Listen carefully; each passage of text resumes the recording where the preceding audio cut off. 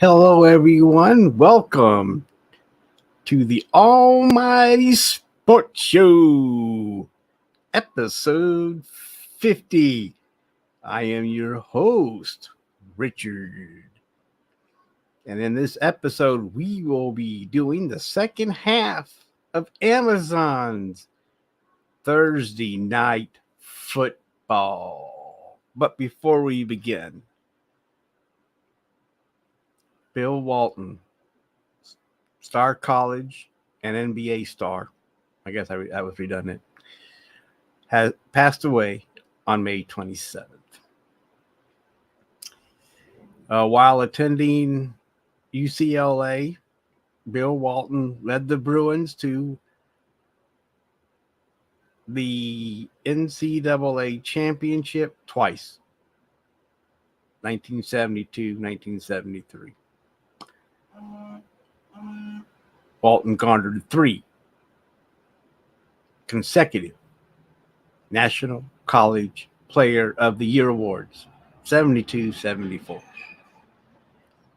And that's not all, sports fans. He helped the Bruins to an 88-game winning streak, which still holds today.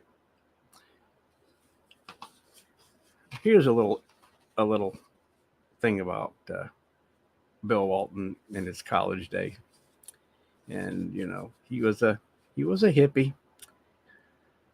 Walton first appeared on the national stage as a lanky college kid, exhibiting a winning attitude on the court and an anti-establishment attitude off the court. While at UCLA in the early 70s, he was arrested during an anti-Vietnam War rally, publicly criticizing Richard Nixon. I'm not a crook. The FBI, and reportedly flirted with leaving basketball to pursue other enlightenment. A fan of the Grateful Dead, the young Walton was a vegetarian, wore flannel and multicolored headbands, and toted a gym bag in a nut. Okay, never mind. Well, he toted his gym clothes in an onion bag. So I don't know if it's an actual bag for onions, which should make your clothes stinky. But he wore flannel and all that, so it sounded like he was a grunge man, a grunge hippie. After his arrest as a junior, Walton issued a statement that read, "Your generation has screwed up the world." So at this point, he's pointing his finger at the greatest generation. My generation is trying to straighten it out. Money doesn't mean anything to me. It can't buy happiness, and I just want to be happy. Well, that paraphrases every generation, right? I mean, yeah, they're still working on it. Every generation is working on this, straightening things out.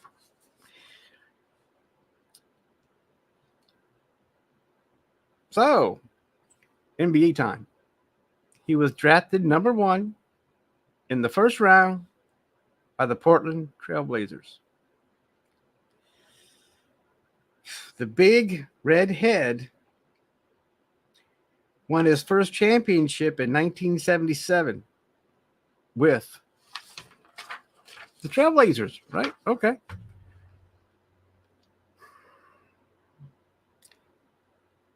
And in 1986, just playing on fumes by that time, he helped the Celtics win a championship. I believe that team went 61-17. He didn't start. No, he came off the bench. And that's why he won the six player award. Is that what it's called? It doesn't matter what it's called. But he won the 6-man award at the same time. He spent a lot of time injured, mostly his foot. I remember back then that you always hear reports about Walton not playing because of his foot. He did have surgery, and I think they said it helped, but his whole body was. I mean, so this is when they played basketball, more like tackle foot. They hit each other a lot, and they bumped and grind. They weren't little whiny babies like LeBron James. So he puttered along, and he retired in 1990. And he went to the NBA Hall of Fame in 1993. So what do you do after you retire? Well, you become a sportscaster, right? That's what you do. Everybody, that's he knew the drill back then.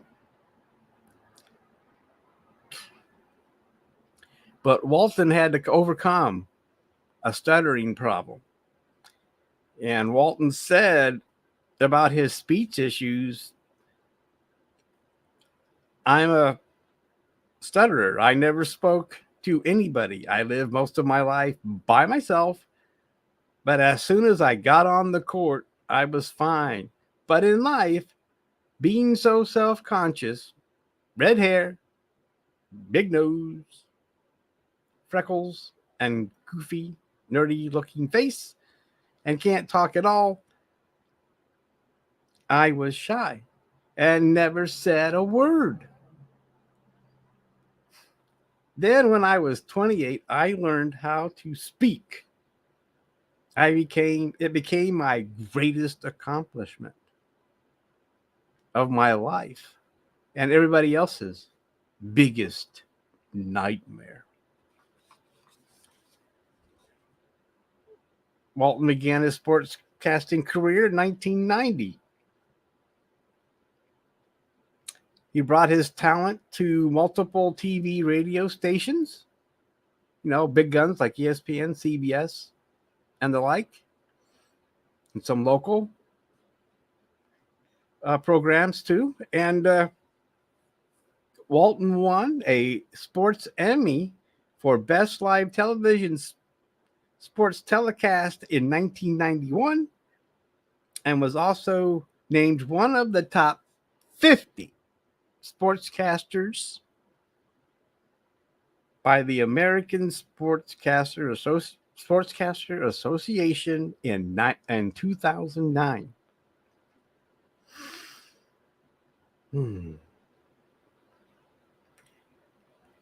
Bill Walton was a bit of a character online. I'm online, yeah, on air.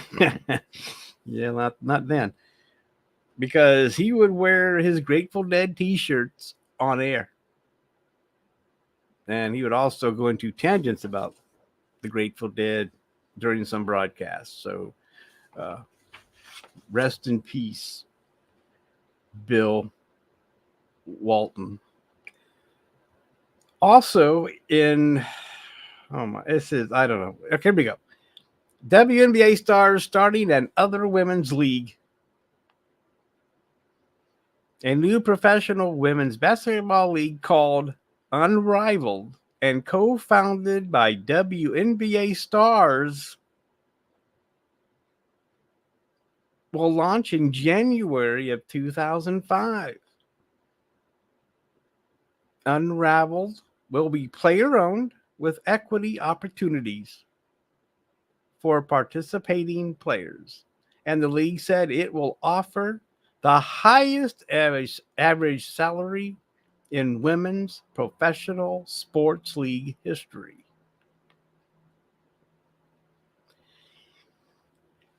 And there's no announcements of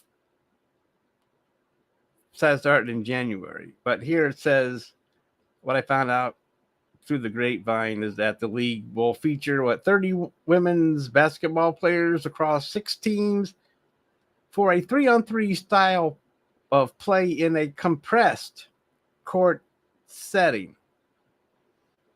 And the league said several reigning all-stars have agreed to join, and that the full list of participants will be announced this summer.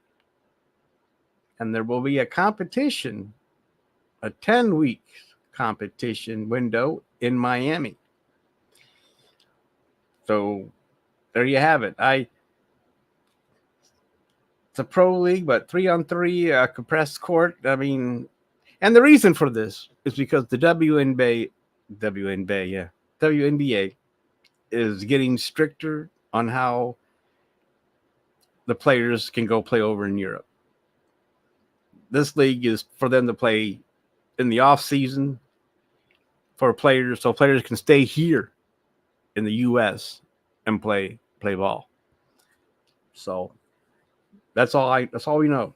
That's all I know too. Not we, but I. That's all I know. There's nothing else. There's nothing else about that. So don't know about it. Don't know how it will hold up. So other than that, so here's the other thing that today, Miami Dolphins wide receiver Jalen Waddle signed a extension, 3-year extension for $84.74 million. 84. And 76 of that is guaranteed. So 76 million guaranteed. Keeps him in Miami until 28. So really with Waddle and Tyreek Hill, I think Tua hasn't signed yet. I mean, his contract's not up, but he hasn't signed any kind of contract yet. And so we'll see. So that's all the quick news I have at this time. So now we'll delve into, yes, Thursday night football. Here we go. We left off with week 8, means we start with week 9, October 31st, Halloween game. Awesome time to have a game. The fans are dressed in their Halloween gear. The camera goes around. We see all kinds of great costumes, and everybody's in the Halloween mood. But this game is on actual Halloween, and it's the Houston Texans, and they're visiting the New York Jets at MetLife Stadium. So here we have C.J. Stroud versus Aaron Rodgers. Another Jets-Rodgers game for Thursday Night Football. And the Texans are going to probably be playing for the division crown at this point and whatnot. And the Jets they're the Jets. And we'll see. I mean, we couldn't tell because Aaron Rodgers got hurt right off the bat. So maybe, and hopefully they're both healthy too. So we can see great. There should be a good game with these two quarterbacks and these two teams. But the Jets, I don't know if they can get past Miami. And so they may be playing for a position in the defense. I mean, in the division. I'm sorry about that. Week 10, November 7th. Okay, here we go. AFC North game. The Bengals at Baltimore. M&T. That's a good one. But M&T Bank. And this is going to be, if Burrow is healthy, this is going to be an important game for playoff implications. It could be a battle for the division crown. I wouldn't be surprised. But it could be just Cincinnati trying to jockey themselves into a good position for the wild card spot. So it should be a good game, and it should have some importance. So it should be must-watch TV football or whatever. And the following week, Week 11.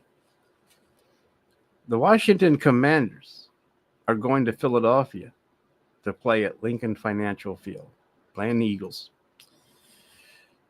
Believe it or not, this Week 11 game will be for the winner of the NFC East. You heard me. You're saying, what? What? Well, look, the Commanders made all kinds of moves. Free agency, made some draft picks. The Eagles lost players and signed some, but they played all sluggish last year. Everybody knows it. They went 10-0, but really should they barely did that. And then they showed, and after that, what? They just started losing, and they got blown out in the playoffs by Baker Mayfield and the Buccaneers. So, what? And Dallas didn't make any moves. Free agency, didn't sign any free agents, except for Ezekiel. And draft-wise, maybe. So, I don't see the Cowboys improving enough to threaten for first place unless that whole division collapses. So it should be a good game, but don't be surprised if it's a game that means something to both teams, not just the Eagles, but to the Commanders. So let's go on to Week 12. Another AFC East matchup. The Pittsburgh Steelers versus the Cleveland Browns at Cleveland Browns Stadium. This will be a game for playoff implications for jockeying, for who, wild card spots, maybe even division championship for the Browns on the line. I wouldn't hold my breath for that. I know what you're saying. Well, Pittsburgh signed Russell Wilson and Justin Fields, and they suck ass. Well, wait, oh my God, they're Tomlin. They're playing, Tomlin's their coach. And I know they said that Russell Wilson is the starter, but that's right now. We'll see how the season progresses. But regardless, I think that Tomlin and his staff can get these players ready to play some ball. Pittsburgh did something they rarely do, and that's releasing all their quarterbacks they usually try to keep and get better. I mean, they spent 5 years on Bradshaw, but now they cleaned house and brought these two in. So I think that then the Steelers improved themselves too. So,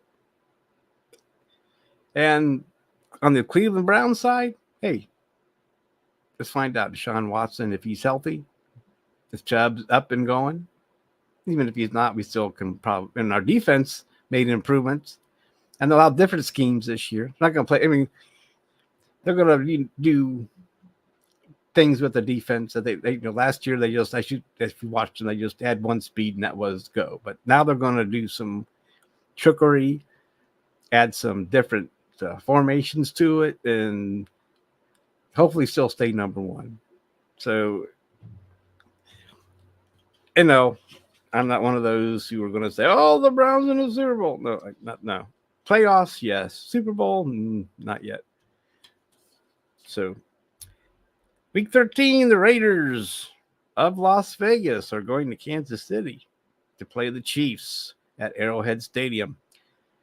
All right, Kansas City, Mahomes, Kelsey, and the gang. Raiders, do we have a quarterback yet? I don't think, but by this time, what is it? What did I say? Was Week 13? Yeah, the Chiefs have probably clinched the division already. And maybe even the number one seed, if not Miami by now. They might still be fighting with Miami for the number one seed. But it's a division game, AFC West, and division games are always tough, no matter how the teams match up. It's division, they turn into the slobber knockers sometimes. So it'll be a good game to watch. And the Raiders may surprise us and be in the hunt for a playoff berth. Here's one. Week 14. All right. Look, we got the Packers at Detroit. NFC North matchup, and this is probably going to be for the division title, tiebreaker, or even taking all the marbles, because it's like I said, week 14. This should have real big implications. Love and golf for division crown. Vikings are going to fall away. I mean, Darnold. Well, I don't know. We'll see if the front office made the right decision and letting Cousins go and going with Darnold. Where are we at? Week 15 with the Rams at the 49ers, a NFC West matchup. Okay, San Francisco will probably clinch the division with this victory of the Rams. It's hard to read the Rams. If Stafford stays healthy, yeah, they could be there. But, with Stafford getting hurt on and off during every season, they'll have to hopefully, they have maybe the backup will be able to take charge, but we'll see. And maybe I'm wrong. Maybe this will be for the division crown. Who knows? It's only May. And I forgot my disclaimer that nothing I say here is true unless it comes true. So that's my motto. Let's move on to week 16. Well, it's the Browns again and the Bengals this time. Oh, my. The Browns are just getting all kinds of Thursday night love. So, and they're playing the Bengals in Cincinnati at Paycor Stadium. So, once again, Burrow healthy, Browns healthy, healthy as these teams can be at this time period. This could be for a, playoff position, wild card position. Don't know. Maybe even division for either one of these teams. It's going to be a good battle. Division. I mean, it's the AFC North, and these teams play smash mouth football while everybody else is playing tag or flag football. That's okay. One more thing. Week 17, last one. Seahawks at the Bears. Soldier Field. Oh, boy, oh, boy, oh, boy. Well, I guess, the Bears with Caleb, rookie. We'll see. Seahawks, yeah. This could be a good game to watch. I mean, the Bears, I don't look at the Bears, wild card, maybe they could be playing for. They're not going to be playing for no division title yet. They will in a few seasons. Maybe next season they'll join the fray with the Pack and the Lions, but not this year. And the Seahawks, they're always playing good ball, and we'll see how they're doing. But anyway, that's it. That's Thursday night games, and I think for the most part they're going to be must-watch TV. Even early on, like I said, I mean, Miami and the Bills, week 1, yeah, so it's a playoff game for those two. But anyway, that's it. That's all I have for this almighty sports show, episode 50. So I hope everyone has a good weekend. Stay safe. And don't forget to read your comments. I thought you were going to do this Friday. That is Friday.